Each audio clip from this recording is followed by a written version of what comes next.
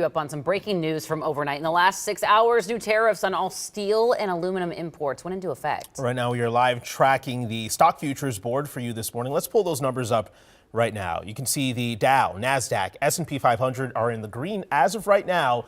But as these tariffs play out, that could change by the end of the day. At closing bell about 15 hours ago, all three of the major averages ended in losses. But first, Michelle Beck is at the live desk right now with a closer look at the impacts on your money. Hey, Michelle. Well, hey guys, let me start with the numbers and what they mean. Tariffs on all steel and aluminum imports are now up at 25%. This impacts the world. And in the last couple of hours, I've been scrubbing through the U.S. Steel Import Monitor here on trade.gov.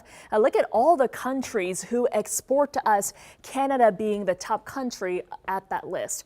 Well, consumer alert, you might see car prices go up as home builders say tariffs have shaken their industry already. Prices also could rise for appliances, machinery, medical devices, beverage cans, and more. As economists predict, companies could pass on some or all of the added costs from paying the tariffs when they import the metals. Some businesses support these tariffs, saying they level the playing field for American workers, allowing them to compete against cheaper imports. It's not going to save jobs. It's going to create jobs over time. If tariffs weren't imposed, I think steel workers would lose their jobs in many cases. We just have a ping pong approach to this.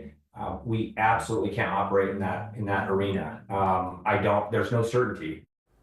So right there, you just heard from a contractor who stockpiled on lumber because the president announced then paused the tariffs on those Canadian imports. That's all part of this bigger trade war going beyond steel and aluminum.